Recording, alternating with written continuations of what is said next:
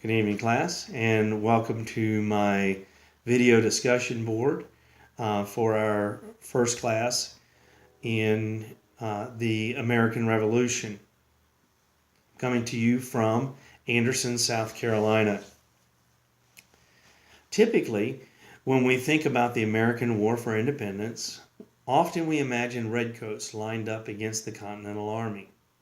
However, in the southern colonies, particularly here in South Carolina, the situation was a little different. In the Low Country, we had the swamp fox, Francis Marion, hiding in the marshes, riding in and raiding the redcoats. In the upstate, the colonists still had the habit of hiding and attacking Indian style, but they saw very few redcoats and much more of the loyalists, those colonists who still supported British rule. Although the Loyalists did not wear the typical familiar British uniform, they still fought in a similar manner, lining up and fighting in close order ranks. By the 7th of October in 1780, the Revolution had waged on for over 5 years. On that fateful day, about 1,000 Loyalists were protecting the western side of General Cornwallis' army, and they were engaged by about 1,000 Southern colonial militiamen led by Colonels Isaac Shelby and Charles McDowell. The Tories had the high ground of a ridge known as Little King's Mountain.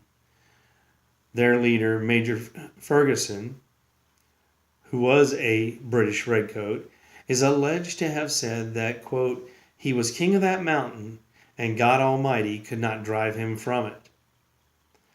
With their ungentlemanly style of battle, the colonists were able to surround the Loyalists.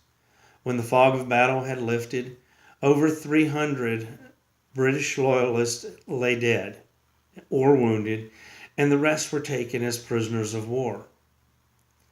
Kings Mountain, located on the border of North and South Carolina, became the turning point of the Revolutionary War. In just a year after the battle, Cornwallis surrendered at Yorktown, Virginia, to end the war.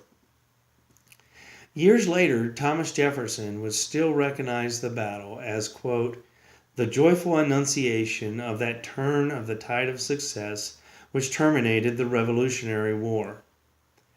In the same way, many British would also recognize the significance of this battle in their letters home and their many conversations in the years after the war. Kings Mountain National Battlefield Park is open every day of the year except a few holidays.